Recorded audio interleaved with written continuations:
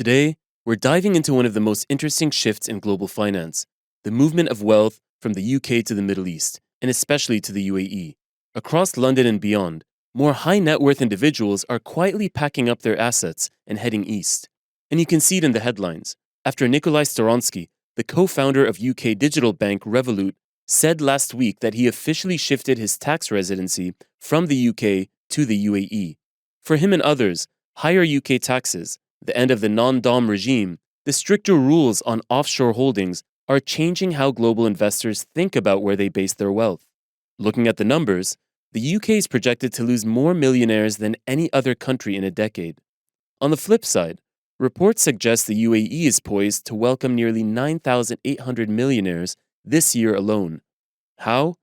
Likely because the UAE is rolling out the red carpet, with zero income tax, long-term visas, and a lifestyle that rivals any global hub. So it's not hard to see why Abu Dhabi and Dubai are becoming magnets for private capital. Property also tells the story.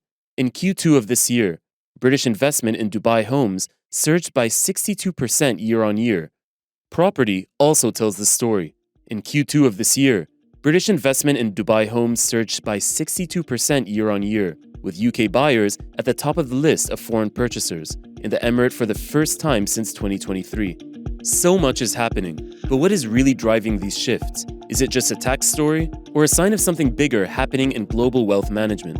We'll unpack what's behind the numbers, what it means for the financial industry, and why the UAE is emerging as one of the world's new wealth capitals on this episode of Business Extra. And I'm your host, Salim Essaid. To understand what's happening on the UK side, I spoke to Philippe Amarante, managing partner at Henley Partners Middle East, on the sidelines of the Abu Dhabi Investment Forum held in London last week, which focused on specifically this topic, strengthening economic ties between the UK and the UAE through investment. Great, Philip. Welcome to Business Extra. Hi, good morning. Can you start us off by saying what's happening in the UK when we're talking about wealth transfer from the UK to other parts of the world? Yeah, so it's quite an interesting topic because we see two things happening.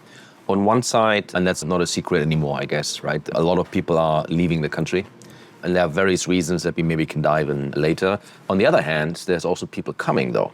It's just the dynamics from where they come and where they go that has changed significantly over the past months. How so? Well, I think the non-dom tax regime change, the business sentiment, the overall regulatory predictability and reliability is somewhat shaken, and people look for more options. It's coming from I would say maybe de-risking perspective. Wealthy people, successful people, business owners like to operate in safe environments, and safe not only necessarily in terms of crime or whatnot, but also safe in terms of regulation, right? Certainty is absolutely key. And I think the UK maybe has not had that certainty over the past 10 years. Massive events happened here, Brexit, government change, etc. So a lot of people are looking for alternatives where they can just find better environments, better habitats, right? On the other side, over the pond, you see in the US also a little bit uncertainty happening. And we see a trend now that while British people are leaving, some Americans are actually coming. Okay, what's the reason for that? Why are Americans coming to the UK? Probably same narrative. There's also some concern maybe about what's going on in the US at the moment, also from a regulatory perspective, maybe from a branding perspective, from a safety perspective. So, there's a cultural fit. Yeah. So it's interesting. Yes, it's true. Wealthy people are leaving the UK more than ever, but there are also a few people coming. Mm-hmm. It's just that it's not a like-for-like change, right? It's just fresh people coming from the other side of the pond. Yeah, definitely. That's an interesting point. I mean, looking at Revolut CEO in a big statement saying that he's moving to the UAE, what impact is that having, I guess, on the mood here in the UK? Or is, as you said, it's been happening for 10 years in terms of the situation changing, but what are big moves like this doing right now in terms of impact? It depends on who you ask.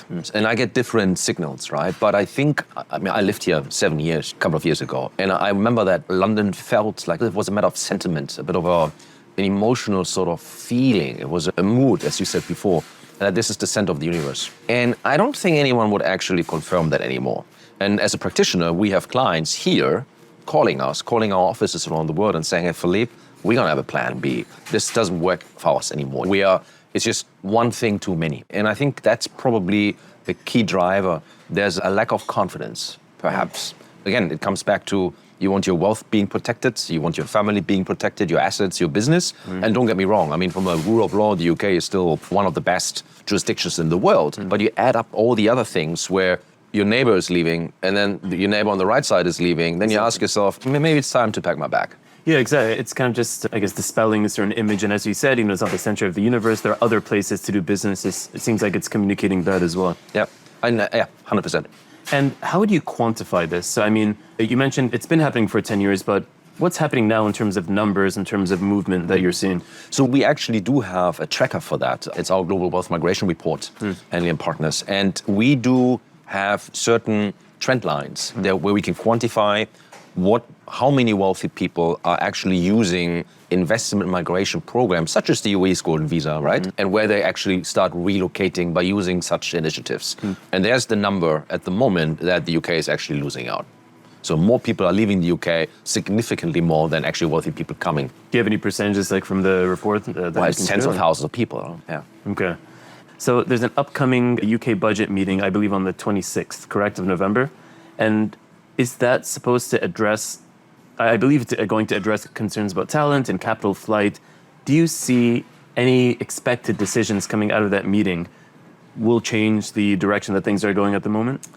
If I would have the crystal ball, I think, well, I hope, in fact, maybe. I do hope that there's a recognition within the UK political leadership that this trajectory should not continue, because it is indeed a little bit damaging, right? You see successful people just leaving the country, and with that, there are missed opportunities actually created, negative opportunities, because these ideas, these people create jobs and have economic stimulation. Sure. Whether there will be radical changes, I would doubt. Yeah. But I do hope that the people are coming a little bit to their senses. I mean, don't forget, a couple of years ago, 2-3 years ago, the UK had an investor visa program, right? So people were able to come here, engaging in the economy, putting capital into the system, and having residence here. They stopped that by themselves. So if they maybe would engage back on initiatives like this, that could have maybe a counter effect, a positive effect. Whether it comes now at this time of the year, I'm not too sure.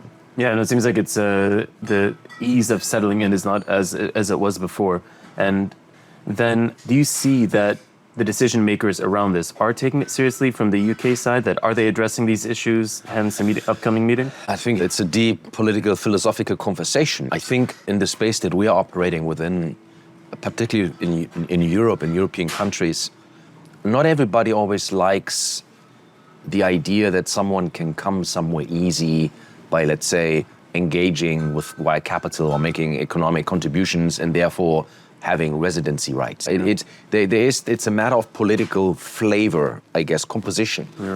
That in Europe and in the UK, it's an anti-migration sentiment across the board, right? Whether it's for talented people, for wealthy people, for people who are just seeking asylum or shelter, right? Yeah. So there's a bit of a pushback until we fix that sort of direction. And I think the reasons for that is probably politically just the implementation of how things have been done in the past. Yeah. Not great. And Central Europe still has a massive crisis and a public debate. It's the rise of the right-wing parties. That is a response to things have not been done in the right way. That doesn't mean that the intentions were not good. I think the intentions were great. But it's a deep conversation. And I think it comes then down to political morale and compass. Yeah. So whether the parliamentarians, the politicians will come back to their senses and make the UK a pro-migration sentiment brand and country, I'm not sure. I do hope, because I believe migration is very important and can really help countries to thrive, as we see in the UAE, which is exactly the opposite, right? It's a pro-migration sentiment across the board. It's actually easier to set up a company and get a residence in the UAE than actually booking a flight and flying to London. Well, if you think about it, right? Yeah, that's significant. Yeah, especially when you need to make quick decisions, and when you're talking about scaling, when you're talking about overall environment as well. It seems like ease is a very important factor. You have to be agile. I think, and I said this yesterday. These people, talented people, wealthy people, successful people, they want to be treated as partners. They're looking for partnerships when they go somewhere. Starting residing, scaling, bringing businesses. They want to find ecosystems where they are not just a number. Exactly. They want to be treated equally as partners. And the UAE and some other countries do that very well. And that is super attractive. Yeah. Then you have, of course, beneficial tax regimes, ease of doing business, agility, nimbleness, constant innovation, right? This here is a big ship, a big tanker. It's difficult to actually change direction. Yeah, that actually goes into my next question. You addressed, I think, the feeling well that you want to feel like you're a part of something versus just parachuting in and feeling like an outsider always. Exactly. And with the direction that certain policies are going, that it seems like in the UK it's headed to the opposite direction. So long term, what would you say the impact of this is? Again, another projection, looking like say 5-10 years down the line. What do you see changing long term if things stay the way that they are at the moment? Here in the UK? Yes. Well, I think the trajectory probably will stay the same. Maybe it slows down a little bit. Maybe the capital flight will be not as excessive as it has been. And it's not everything is that negative, let's be fair. London is still a very important global hub in terms of financial sector, in terms of rule of law. In fact, some of our clients, we never see them because they're across the world spread, but it's their lawyers, their private family lawyers who are based here, right? It's gravity. And I think that gravity will always stay. The question is more, do these wealthy people do stuff here in the UK exclusively, or do they start diversifying their endeavors and their activities? Yeah. And that's where we see then people starting to maybe make their portion in the UK a bit smaller because they have assets, activities, companies, residences in other jurisdictions where they're treated in the way they would like to be treated, right? So I don't think it's always about a full lift and shift. Exactly. But it's more about a branching out, a diversification, but that comes at the cost of the UK. Yeah, I think you characterized it well earlier, where it's that the UK isn't going to be the center of the universe anymore when it comes to doing business. It's that it's maybe becoming a bit less competitive, not necessarily because it's not doing as well, but other areas are becoming more competitive, offering, and it's becoming more of an equal playing field in that sense. Yeah, and I think other countries, other cities do fairly well in maybe seeing opportunities to attract these people. And if you think about it, this is a global paradigm shift that we see, right? So it's not only about people from the UK looking into options, going to Portugal, Italy, UAE, Singapore, whatnot. Yeah. It's also a question on, you have the global south, where a lot of great success stories are built.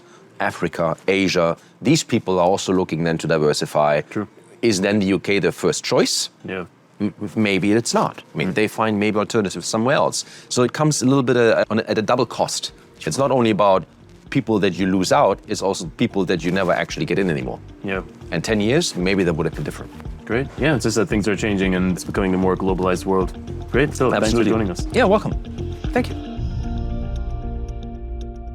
To understand what exactly Abu Dhabi is doing to position itself and attract global wealth, and particularly from the UK, I spoke to Khalif Al Mahmoud, Director of Investor Attraction at the Abu Dhabi Investment Office, who is also in London for Abu Dhabi London Business Connect. So in your perspective and in your role at ADIO, can you paint a picture of the scene that we're seeing? And then also, from your vantage point, why is it this major wave of high net worth individuals and family offices moving their wealth from the UK to the UAE? So first of all, thank you for having me, Salim, and it's a pleasure to have the National on board with us on this trip. I think the major part of that is self-explanatory. A lot of fiscal policies, policy changes that are not benefiting this segment of people. And naturally, they'd find other places to move their assets, businesses, and families too. Abu Dhabi, of course, is leading in the region alongside other international cities that are competing with Abu Dhabi. However, moving families is not always an easy decision, and there's a lot of things that go into play, whether they're social factors, whether they're connectivity, being close to different places around the world. Abu Dhabi has it all, and to be honest, has made it very easy for us to really attract investors and expand businesses into Abu Dhabi. I think one unique proposition is that Abu Dhabi is the gateway for the East into the West and vice versa. You get people of all cultures, all backgrounds, religions, move, work, play in Abu Dhabi, which also increases the diversity of businesses, the diversity of exports and where they go, which makes it just a unique place to do business and to live. And when you're speaking to UK companies and high net worth individuals, first of all, maybe who is it that you're actually speaking to and has interest in the UAE? Like which types of people or companies? Sure. Yeah. So I think the past year and a half, the scare with a lot of these fiscal policies for UK nationals and citizens, we've seen all types of segments explore and look into expanding or moving to Abu Dhabi, whether it's on an individual level, whether it's on an institutional level. We also have some corporates across different sectors at different life cycles of what the company is, from Series A, Series B, Series C onwards. So it's really a diverse inflow of our pool of people that are coming into Abu Dhabi. See, ironically, it's not tax, but we do have a very lenient tax framework in the UAE. That's interesting to hear. It's always intriguing to me because we always get asked about tax right after they've registered in Abu Dhabi. But one of the main aspects that British investors ask about is the quality of life, schooling, which over the past year, different teams in Abu Dhabi have successfully landed Harrows, Gordonston, which is starting in September 2026, elite, prestigious British schools that cater not just to British people, but also global investors everywhere that are looking for prime or top-notch education. And is there something, to move from your own home to elsewhere, is there something that's a change that's happening in the UK that you see, for example, that's incentivizing high net worth individuals like to look elsewhere, and particularly the UAE? Yeah, I think one big one is, of course, the changes when it comes to inheritance tax. The imposing VAT on schooling is also a big one. But I think on a macro level, people just want to stay away from uncertainty. And having very fundamental policies like that change in a very short period of time is never a good thing for investors, because that may affect their assets, everything they have under management, their business, how they do business, and of course the transition from one generation to another when it comes to private wealth. UK high net worth individuals, they might be also looking elsewhere. When you're speaking to them and pitching the idea to them, is there something that you would say the UAE stands out in regard instead to, like, say, Singapore or other places where they could also do investment outside of the UK? So I think personally, the way I see this is with any investor, whether British or not, it has to make sense for them. If they come into Abu Dhabi and don't succeed, which rarely happens, that's on us, right? And we try to ensure that there is a win-win situation for all. So when we speak to investors, many of them have already made up their mind on where they'll be living half the year. And our framework and our policies make it very lenient that they don't need the minimum stay in the UAE to keep their visa valid or their golden visa valid. So it really has to make sense for them in order for it to make sense to us. Does it give them an edge over other locations that they couldn't invest in, do you think? Definitely this leniency is not anywhere else. Everywhere you have to be at least 180 days in the country or to maintain your status, but not in the UAE. I think summer can be harsh for some of these investors, so they choose to be elsewhere during the summer. But we have one of the best winters in the world, so that part of the year, they're usually there. Definitely. And when speaking to them, are there any misconceptions that UK investors have about the region that they're surprised to find out after you speaking to them about it? One of the most interesting ones to me is when people come and beg the question, Abu Dhabi or Dubai. And to me, that's always an interesting yet repetitive topic. But what people don't understand is just an hour away.